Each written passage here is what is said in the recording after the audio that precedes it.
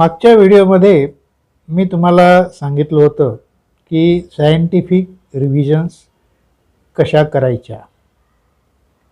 त्यासाठी संशोधकांनी जी माहिती गोळा केलेली आहे त्याचा उपयोग करून आपण पहिली रिव्हिजन जी आहे ती अभ्यास केल्यानंतर 24 तासाच्या आत करायची. त्यानंतर दुसरी रिव्हिजन 7 दिवसाच्या आत करायची आणि त्यानंतर प्रत्येक 30 दिवसानंतर म्हणजे 1 महिन्यानंतर एकदा रिव्हिजन करायची. आता तुमच्यापैकी बऱ्याच जणांना हा प्रश्न पडला असेल, अहो एवढ्या रिव्हिजन जर आम्ही करत बसलो तर आम्ही अभ्यास कधी करायचा?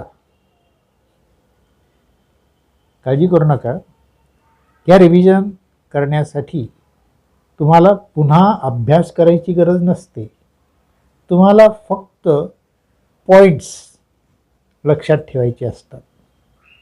आपला मेंदू एखादी गोष्ट अशी सगळ्या मॅटर लक्षात ठेवतो असा जर तुमचा समज असेल तर तो चुकीचा आहे.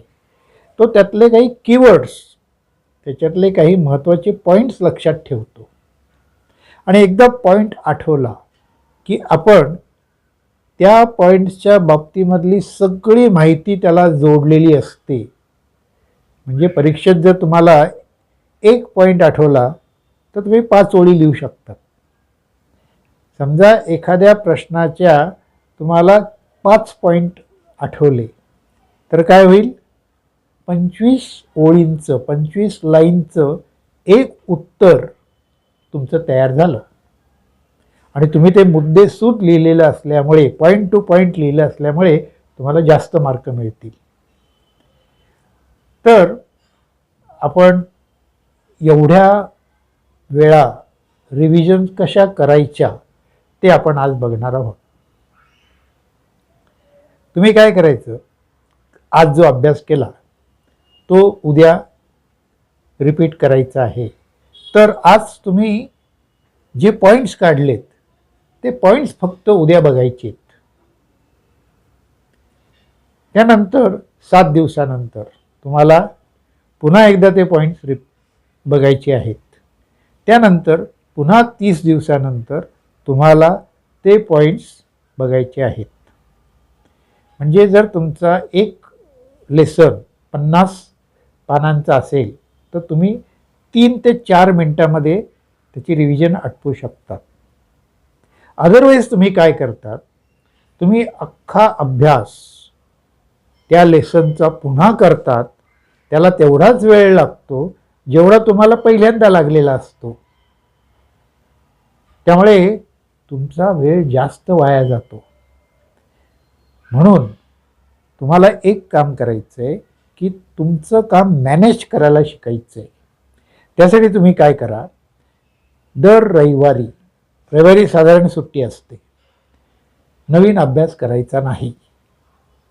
जो काही अभ्यास केलेला आहे त्याचे पॉईंट्स फक्त तुम्ही व्यवस्थित बघायचे आणि आठवतायत की नाही एवढं फक्त डोळे मिटून तुम्हाला बघायचं आहे की मला हे पॉईंट आठवतायत की नाही.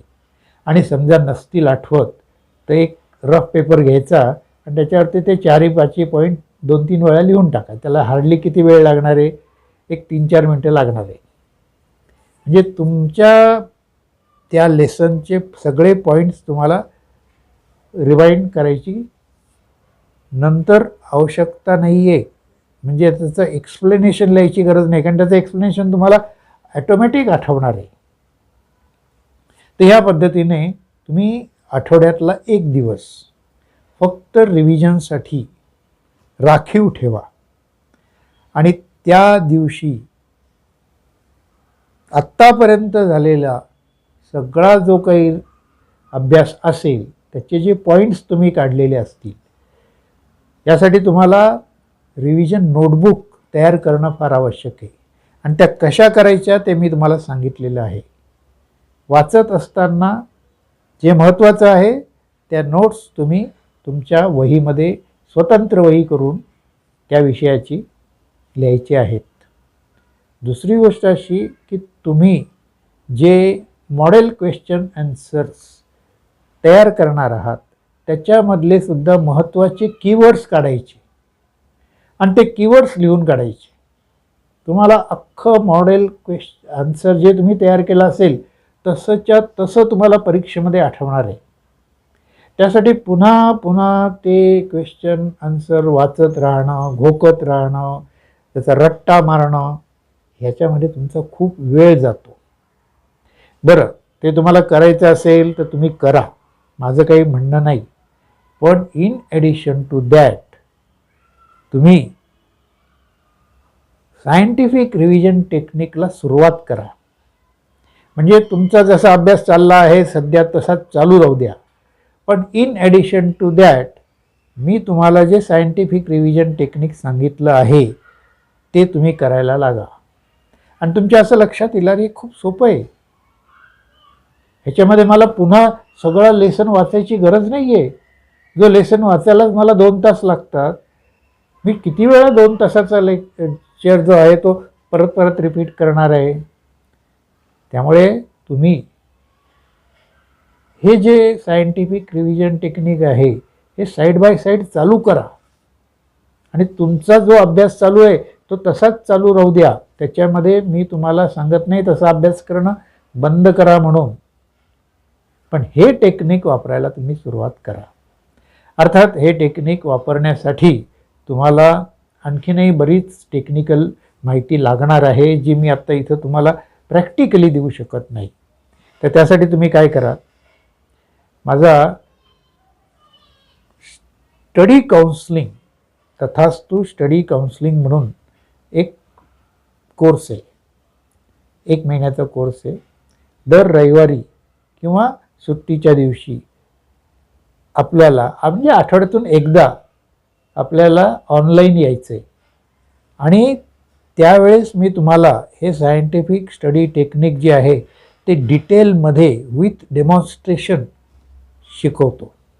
त्याचबरोबर कॉन्सन्ट्रेशन इन स्टडी ते टेक्निक शिकवतो, ते 3 टेक्निक आहेत ते शिकवतो. त्याचबरोबर तुम्हाला काही मेमरी टेक्निक शिकवतो, एक्झाम टेक्निक शिकवतो. आणि हे एकदा तुम्ही समजून घेतलं की अभ्यास म्हणजे तुमच्या दृष्टीने एक गेम होणार आहे. गेम होणार म्हणजे तो एक खेळ म्हणून तुम्ही एन्जॉय कराल. तर त्यासाठी तुम्हाला काय करायचं आहे, खाली कॉमेंट बॉक्समध्ये तुमचा मोबाईल नंबर तुम्ही टाईप करा.